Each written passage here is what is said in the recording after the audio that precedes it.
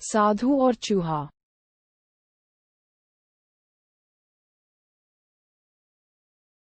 महिलरोपम नामक एक दक्षिणी शहर के पास भगवान शिव का एक मंदिर था। वहां एक पवित्र ऋषि रहते थे और मंदिर की देखभाल करते थे। वे भिक्षा के लिए शहर में हर रोज जाते थे और भोजन के लिए शाम को वापस आते थे। वे अपनी आवश्यकता से अधिक एकत्र कर लेते थे और बाकी का बर्तन में डालकर गरीब मजदूरों में बांट देते थे, जो बदले में मंदिर की सफाई करते थे और उसे सजावट का काम किया करते थे। उसी आश्रम में एक चूहा भी अपने बिल में रहता था और हर रोज कटोरे में से कुछ न कुछ भोजन चुरा लेता था। जब साधु को एहसास हुआ कि एक चूहा भोजन चोरी करता है तो उन्होंने इसे रोकने के लिए सभी तरह की कोशिशें की। उन्होंने कटोरे को काफी ऊंचाई पर रखा ताकि चूहा वहां तक पहुंच न सके, और यहां तक कि एक छड़ी के साथ चूहे को मार भगाने की भी कोशिश की, लेकिन चूहा किसी भी तरह कटोरे तक पहुंचने का रास्ता ढूंढ लेता और कुछ भोजन चुरा लेता था। एक दिन एक भिक्षुक मंदिर की यात्रा करने के लिए आए थे, लेकिन साधु का ध्यान तो चूहे को डंडे से मारने में था और वे भिक्षुक से मिल भी नहीं पाए।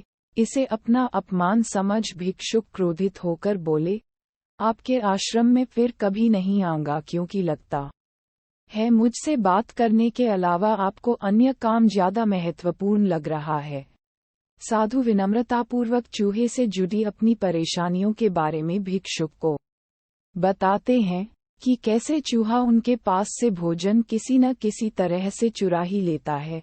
ये चूहा किसी भी बिल्ली या बंदर को हरा सकता है। अगर बात मेरे कटोरे तक पहुंचने की हो तो मैंने हर कोशिशें की हैं, लेकिन वो हर बार किसी न किसी तरीके से भोजन चुरा ही लेता है। भिक्षुक ने साधु की परेशानियों को समझा और सलाह दी, चूहे में इतनी शक्ति, आत्मविश्वास और चंचलता के पीछे अवश्य ही कुछ न कुछ कारण होगा। मुझे यकीन है कि इसने बहुत सारा भोजन जमा कर रखा होगा, और यही कारण है कि चूहा अपने आप को बड़ा महसूस करता है और इसी से उसे ऊंचा कूदने की शक्ति मिलती है। चूहा जानता है कि उसके पास कुछ खोने के लिए नहीं है, इसलिए वो डरता नहीं है। इस प्रकार साधु और भिक्षुक निष्कर्ष निकालते हैं कि अगर वे चूहे के बिल तक पहुंचने में सफल होते हैं तो वे चूहे के भोजन के भंडार तक पहुंचने में सक्षम हो जाएंगे। उन्होंने फैसला किया कि अगली सुबह वो चूहे का पीछा करेंगे और उसके बिल तक पहुंच जाएंगे। अगली सुबह वो चूहे का पीछा करते हैं और उसके बिल के प्रवेश द्वार तक पहुंच जाते हैं।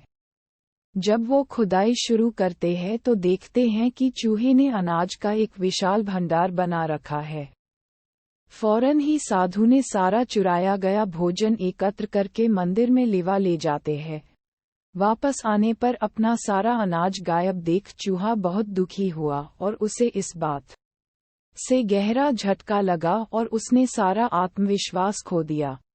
अब चूहे के पास भोजन का भंडार नहीं था, फिर भी उसने फैसला किया कि वो फिर से रात को कटोरे से भोजन चुराएगा। लेकिन जब उसने कटोरे तक पहुंचने की कोशिश की, तब वह धड़ाम से नीच गिर गया और उसे यह एहसास हुआ कि अब न तो उसके पर शक्ति है और न ही आत्मविश्वास। उसी समय साधु ने भी छड़ी से उस पर हमला किया। किसी तरह चूहे ने अपनी जान बचाई और भागने में कामयाब रहा और फिर वापस मंदिर कभी नहीं आया। यदि हमारे पास भी संसाधनों की कमी न हो तो हम में भी अद्भुत शक्तियां और आत्मविश्वास की कमी कभी नहीं आ सकती।